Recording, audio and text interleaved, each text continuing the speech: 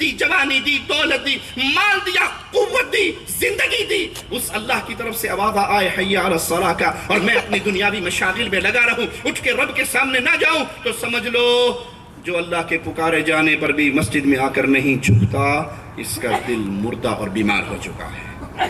وَاتَّبَعُوا الشَّهَوَاتِ، نمازیں برباد کی، خواہشوں کے پیچھے پڑ گئے، دنیا کمانے کی خواہش، مال اکٹھے کرنے کی خواہش، وقت کے ضیاع کی خواہش، نتیجہ کیا نکلے گا؟ فَسَوْفَ يَلْقُونَ غَيًّا، ان کی کیفیت کیا ہوگی؟ ان کا رزلٹ کیا ہوگا؟ یہ جائیں گے کہاں پر؟ جہنم کے عذاب کے مستحق بنیں گے جنہوں نے یہ راستہ اختیار کیا۔ سوچئے اللہ کے لیے ہماری کیفیت کیا ہے۔ یلقون غیا، گئے گڑھے کے اندر، نمازیں برباد کرنے والے، خواہشات کے پیچھے چلنے والے، یہ وہ راستہ ہے، دل مردہ ہونے کی وجہ سے یہ بیماریاں لگتی ہیں اور انسان جہنم کے اندر چلا جاتا ہے۔ دنیا کے اندر بھی ہلاکت ہوتی ہے تو اسی عیش پرستی کی وجہ سے۔ مالک کا فرمان سنتے ہیں، وَكَمْ قَصَمْنَا مِنْ قَرْيَةٍ كَانَتْ ظَالِمَةً وَأَنْشَأْنَا بَعْدَهَا قَوْمًا آخَرِينَ۔ مالک کا فرمان کلام الہی اللہ کے لیے اپنے دل میں اتاریے، کتنی ہی بستیاں ہم نے توڑ کر رکھ دی، ہلاک کر دی، برباد کر دی جو ظالم تھی، اور ان کے بعد نئے لوگ پیدا کر دیے۔ وہ ظالم کیسے تھے؟ انہوں نے اپنے خالق کو بھلا دیا تھا، دنیا میں آنے کے مقصد کو بھلا دیا تھا، دنیا میں آنے کا جو اللہ مالک نے عالم ارواح میں ہم سے وعدہ لیا تھا، کیا میں تمہارا رب نہیں ہوں؟ قالوا بلا، ہم سب نے اقرار کیا تھا، اے اللہ تو ہمارا رب ہے، اس وعدے کو اس دھرتی پہ آ کے بھلا دیا تھا۔ فلما احسوا بأسنا اذا هم منها يركضون، تو جب انہوں نے ہمارے عذاب کو محسوس کیا، اچانک وہ ان بستیوں سے بھاگ کھڑے ہوئے، بھاگ رہے تھے۔ جب اللہ کی پکڑ آئی، اللہ کا عذاب آیا دنیا والوں پر جنہوں نے اللہ کو بھلایا، اللہ سے کیے ہوئے وعدوں کو بھلایا، تو اپنی بستیوں کو چھوڑ کر بھاگتے۔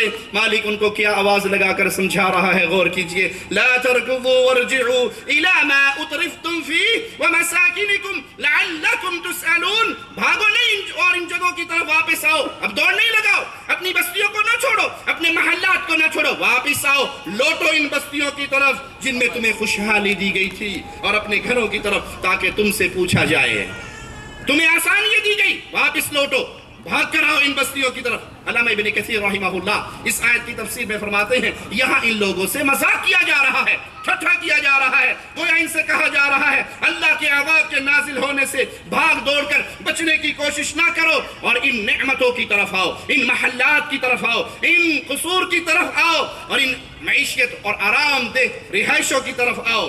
عیش پرستی دنیا میں دوسروں کی ہلاکت کا بھی ذریعہ بنتی ہے، انسان خود بھی ہلاک ہوتا ہے، اور کئی قومیں اسی گناہ کی وجہ سے ہلاک کی گئی۔ وَإِذَا أَرَدْنَا أَن نُهْلِكَ قَرْيَةً أَمَرْنَا مُتْرَفِيهَا فَفَسَقُوا فِيهَا، جب ہم کسی بستی کو ہلاک کرنے کا ارادہ کرتے ہیں، لوگوں کو خوشحالی دیتے ہیں، پھر وہ اس کے اندر گناہ کرتے ہیں، اللہ کی قسم گناہ قوموں کی بربادی اور ہلاکت کا ذریعہ ہوتا ہے۔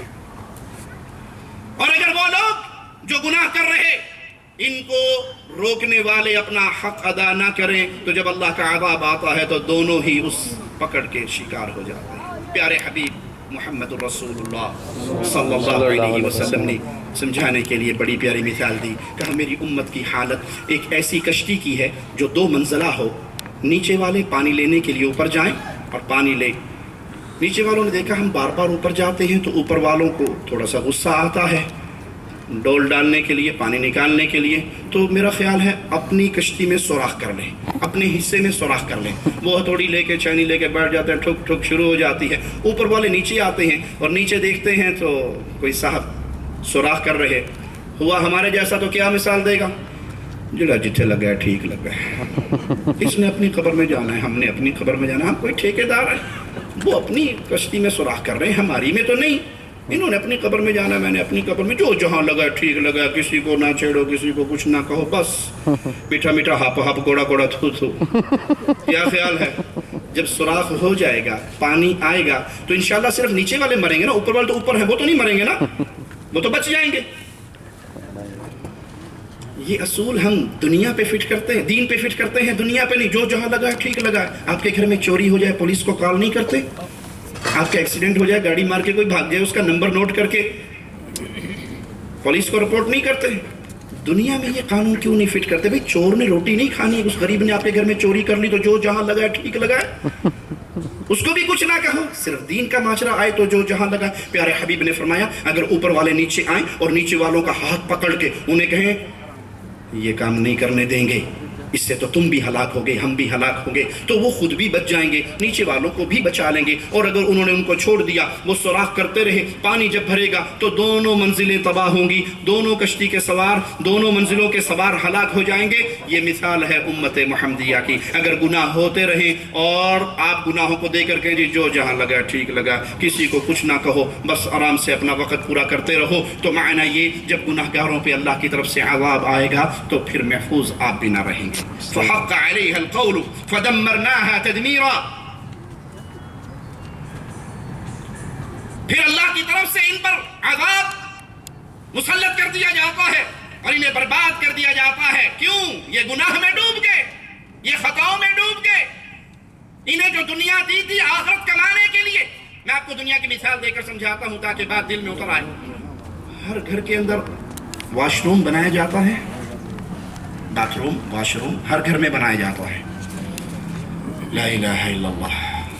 واش روم میں جانا ضرورت ہے یا مقصد ہے؟ ضرورت جی ضرورت ہے۔ کوئی آدمی جائے اور آدھے گھنٹے تک واپس نہ آئے تو باہر کھڑا ہوا کیا کہتا ہے؟ دل لا لے اندر جا کے، تو اللہ کے بندے باہر آ کسے اور نے بھی جانا ہے۔ یہ کوئی دل لگانے کی جگہ، کہاں جا کر بیٹھ، یہ کوئی بیٹھنے کی جگہ؟ ضرورت پوری کرو اور باہر آ جاؤ۔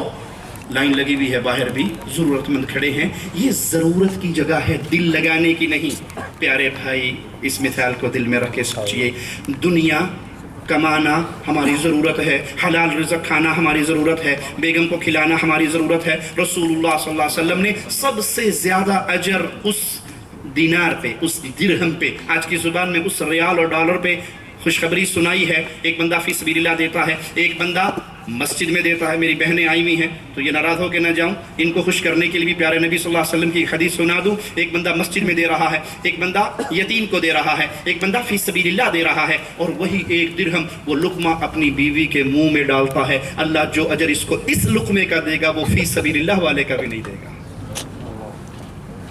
یہ ضرورت ہے میری، بیوی کو حلال کھلانا، بچوں کو حلال کھلانا، ماں باپ کو حلال کھلانا، لیکن یہ مقصد حیات نہیں کہ میں نمازیں بھی چھوڑ دوں اس دکانداری کے پیچھے، میں قرآن کی تلاوت بھی چھوڑ دوں اس دکانداری کے پیچھے، میں اللہ کی یاد سے غافل ہو جاؤں اس دکانداری کے پیچھے، اس دنیا کمانے کے پیچھے۔ میں اپنے اوقات میں سے کوئی گھڑی ایسی نہ نکالوں جس میں تنہا اللہ کے حضور بیٹھ کر اپنے گناہوں کو یاد کر کے اس رب کو مناؤں۔ وہ رب اتنا ماننے والا ہے، اگر انسان کی آنکھ سے آنسو بہے اور اتنا آنسو ہو جس سے مچھر کا پر بھی گیلا ہو جائے، اللہ کو اپنے بندے پہ اتنا پیار آتا ہے اس کے ہر گناہ کو معاف کر دیتا ہے۔ سبحان اللہ۔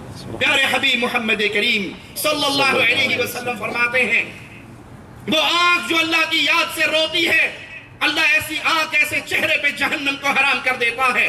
اگر میں نے اس دنیا کو ضرورت سمجھا تو مبارک ہو آپ کو، حلال کمائیے، حلال کھائیے، حلال کھلائیے۔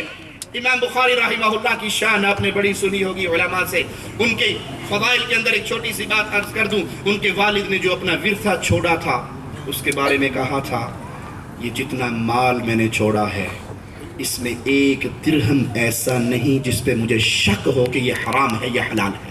سبحان اللہ، کیا بات۔ حرام نہیں، مشکوک بھی ایک درہم میں نے نہیں چھوڑا۔ حلال کمائیے، اپنے بچوں پہ خرچ کیجئے حلال، آپ اس کی تربیت کا اثر دیکھیں گے، لیکن وہ ضرورت مقصد نہ بن جائے، اس میں اللہ کی یاد سے انسان غافل نہ ہو جائے، وہ دنیا کے اندر ایسا نہ ڈوب جائے کہ اسے اپنے اڑوس پڑوس کا بھی نہیں پتا، اس کی بھابی بیوہ ہو گئی، اس کے بھتیجے یتیم ہو گئے، اس کی کزن کا خامد مر گیا، وہ بچے بلکتے پھر رہے ہیں، اور یہ دنیا کی آشائشوں میں ایسا ڈوبا ہوا ہے، اس کے اپنے گرد و نواح کے نہ یتیم نظر آتے ہیں، نہ کمزور رشتہ دار نظر آتے ہیں۔ آپ میں سے ہر انسان کا دل چاہتا ہوگا ہمارے مال میں اضافہ ہو، آئیے نبوی طریقہ، نبوی نسخہ میں آپ کو دے جاؤں مال کو بڑھانے کا، دنیا کو حلال طریقے سے کمانے کا۔ پیارے حبیب فرماتے ہیں اللہ تمہیں رزق دیتا ہے، اللہ تمہیں رزق دیتا ہے تمہارے غریبوں کی وجہ سے، تمہارے کمزوروں کی وجہ سے۔ سبحان اللہ، رزق میں اضافہ ہوتا ہے، مال میں برکت ہوتی ہے فقراء کی وجہ سے، غریبوں کی وجہ سے، کمزوروں کی وجہ سے۔ وہ کیسے؟ ان کی دعاؤں کی وجہ سے، ان کی نمازوں کی وجہ سے۔ آپ کسی غریب کو روٹی کھلا دیتے ہو، سردی میں کسی کو بستر لے کے دیتے ہو، گرمی میں کہیں پہ پانی کا انتظام کر دیتے ہو، کہیں صحرا میں کنواں کھدوا دیتے ہو۔ اب جو غربا آپ کے اس مال سے فائدہ اٹھا کر آپ کے لیے ہاتھ اٹھا کر اپنے مالک سے سوال کریں گے، آپ ساری زندگی کما کر وہ نہیں پا سکتے جو غریب کے منہ سے نکلی ہوئی دعا اللہ کی رحمت آپ کو عطا کروا دے گی۔ پیارے حبیب محمد الرسول اللہ صلی اللہ علیہ وسلم بیان فرما رہے ہیں۔ آئیے پیارے نبی کا فرمان سنتے ہیں۔ صحیح بخاری حدیث نمبر 1465، ابو سعید رضی اللہ عنہ وارضاہ سے روایت ہے۔ پیارے نبی ایک دن منبر پہ تشریف لائے، آپ کے ارد گرد ہم بیٹھے ہوئے، آپ نے فرمایا میں اپنے بعد تم لوگوں پر دنیا کے زیب و زینت سے ڈرتا ہوں۔ دنیا کھول دی جائے گی، دنیا کے زیب و زینت کو اختیار کرنے میں لگ جاؤ گے، اس کے دروازے آپ پر کھل جائیں گے۔ پیارے حبیب علیہ السلام نے فرمایا دنیا میٹھی ہے، سرسبز ہے، رنگین ہے، میٹھی اور سرسبز دنیا ہے، اللہ تمہیں یہ دنیا دینے والا ہے، بس وہ دیکھے گا تم کیسے اعمال کرتے ہو۔ دنیا سے بچو، عورتوں کے فتنے میں مبتلا ہونے سے بچو۔ دنیا سے بچو کیا معنی؟ یہ دنیا تمہیں آخرت کی یاد نہ بھلا دے۔ اگر آپ دنیا کماتے ہوئے حی علی الصلاۃ اور حی علی الفلاح کے جملوں کو بھول گئے تو آپ دنیا کے فتنے میں مبتلا ہو گئے۔ اگر حلال و حرام کی تمیز کو بھلا دیا، سود کھانے لگے، سود پہ آپ نے گاڑیاں لے لی، سود پہ آپ نے مکان بنا لیے، سود پہ آپ نے دنیا کی جاہ و حشمت کو اکٹھا کر لیا، تو آپ نے آخرت کو بھلا دیا، آپ دنیا کے فتنے میں مبتلا ہو گئے۔ عورتوں کے فتنوں سے بچو کیا معنی؟ اگر آپ اپنی بیوی کے احکامات مانتے ہوئے حلال و حرام کو بھلا بیٹھے کہ نہیں جی باپ جی راضی رہنی چاہیے، باقی حلال و حرام اللہ بڑا غفور الرحیم ہے۔ اب بیگم نے ڈیمانڈ کی ہے کہ گھر میں بڑا سارا ڈش انٹینا اور بڑا ساری سکرین لگا دو اور دنیا کے سارے چینل وہاں پہ آنے چاہیے، آپ باہر رہتے ہیں اور ہمارا سارا دن رات انہی فلموں کو گانوں کو دیکھتے ہوئے گزرتا ہے۔ میں ایک جملہ کہوں اللہ کے لیے، اپنی بہنوں کے نام، اپنے مسلمان بھائیوں کے نام، جو مسلمان عورت اسلام پہ عمل کرتی ہے وہ آپ پر احسان عظیم کرتے ہوئے آپ کی اولاد کو نیک بنا رہی ہے۔ اگر آپ نے اپنے گھر میں ایک ایسی عورت کو داخل کیا جس کو نہ نماز کی تمیز ہے، جس کو نہ آخرت کی فکر ہے، جس کو نہ حلال و حرام دیکھنے اور سننے کی فکر ہے، تو وہ صرف آپ کی بربادی نہیں ہے، آپ کی اولاد کی بھی بربادی ہے۔ ایک وہ عورت ہے جو بچے کو گود میں لیتی ہے، لا الہ الا اللہ وحدہ لا شریک لہ، لہ الملک و لہ الحمد، یحیی و یمیت وہو حی لا یموت، بیدہ الخیر وہو علی کل شیء قدیر کے ترانے اس کی زبان سے نکلتے ہیں۔ آیت الکرسی پڑھتی ہے، سورۃ یاسین پڑھتی ہے، قرآن حکیم کی آوازیں تلاوتیں اس کی زبان کے ترانے ہیں، اور ساتھ ساتھ اپنے بچے کو دودھ پلا رہی ہے۔ وہ اپنی پوری سیرت، وہ دین کی محبت، وہ قرآن کی محبت آپ کے بچوں کے اندر پہنچا رہی ہے۔ اور ایک وہ ہے جس نے چھاتی سے اپنے بچے کو لگایا ہے، ہاتھ میں اس کے ریموٹ ہے اور وہ گندے سے گندے چینل، گندی سے گندی فلم کو تلاش کر رہی ہے۔ اب یہ جو بچہ ماں کا دودھ پی رہا ہے اور ماں آنکھوں سے بے حیا عورتوں کو دیکھ رہی ہے، بے حیا مردوں کو دیکھ رہی ہے، فحاشی اور عیاشی کے پروگرام دیکھ رہی ہے، تو وہ صرف عورت خراب نہیں ہو رہی، آپ کا بچہ مستقبل میں ہائے جمالو بننے والا ہے۔ یہ ابن تیمیہ نہیں بنے گا، یہ ابن قیم نہیں بنے گا، یہ احمد ابن حنبل نہیں بنے گا۔ اللہ کے لیے اپنے گھر میں پاکیزہ عورتوں کو لائیے، نیک عورتوں کو لائیے، ان کی تربیت نیک کیجیے۔ کیوں؟ یہ آپ کی وہ صدقہ جاریہ اولاد کی تربیت والا ماجرا ہے کہ انسان مر کے قبر میں چلا جائے گا، اگر اس کی قبر میں ٹھنڈی ہوا آئے گی تو نیک اولاد کی وجہ سے آئے گی۔ عورتوں کے فتنے سے مبتلا ہونے سے بچیے۔ کیا معنی؟ جب آپ کو بیگم کہے مجھے یہ چیز چاہیے، میں نے یہ عمل کرنا ہے، تو یہ قرآن حکیم کی کسوٹی پہ، پیارے نبی صلی اللہ علیہ وسلم کی کسوٹی پہ اگر وہ شریعت کے مطابق ہے تو ان کی خدمت کیجئے، ان کے جائز مطالبات پورے کیجئے، اور اگر وہ شریعت سے ٹکرا رہے ہیں تو اسے کہو بیگم ایک گھڑی آنے والی ہے، یوم یفر المرء من اخیہ وامہ وابیہ وصاحبتہ وبنیہ لکل امرئ منہم یومئذ شأن یغنیہ۔ جب باپ، ماں، بھائی، بیوی، ساتھی، صدیق، حمیم، دوست سب چھوڑ کے بھاگ جائیں گے، اس وقت انسان چاہے گا سب جہنم میں چلے جائیں، میں بچ جاؤں۔ وہاں کوئی بیوی اپنے خامن کی جگہ پہ اپنی سزا نہیں بھگتنے کے لیے تیار ہوگی۔ میرے خامن کو چھوڑ دو، اس کا عذاب مجھے دے دو۔ اس گھڑی کو سامنے رکھتے ہوئے میں اللہ کو ناراض نہیں کر سکتا۔ اگر بیگم اسلام کی وجہ سے ناراض ہوتی ہے ہو جائے، خامن اسلام کی وجہ سے ناراض ہوتا ہے ہو جائے، اللہ ناراض نہ ہو اور رسول اللہ صلی اللہ علیہ وسلم ناراض نہ ہو۔ انسان جب دنیا کی نعمتوں کو اکٹھا کرتا ہے، یہ دنیا بعض دفعہ انسان کے لیے باعث آزمائش بھی بن جاتی ہے. اور اگر وہ تکبر کرتا ہے دنیا کے مال پہ تو یہ عادت کفار کی عادت ہے، اہل ایمان کی عادت نہیں. آئیے مالک کا فرمان سنتے ہیں. وَقَالُوا نَحْنُ أَكْثَرُ أَمْوَالًا وَأَوْلَادًا وَمَا نَحْنُ بِمُعَذَّبِينَ. یہ اہل کفر کا قول ہے جو مالک نے ہمیں سنایا، نقل کیا.